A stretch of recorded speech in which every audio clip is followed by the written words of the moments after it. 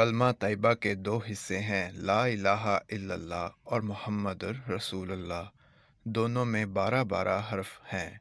दोनों नुक्तों के बगैर हैं। पहला हिस्सा मकसद ज़िंदगी बताता है, दूसरा हिस्सा तर्ज ज़िंदगी। और 12-12 हर्फ तकाजा करते हैं कि इंसान अपनी 12-12 घंटे की ज़िंदगी अल्लाह अज़्ज़वजल की रज़ा और उसके रसूल की मोहब्बत में गुजार दे।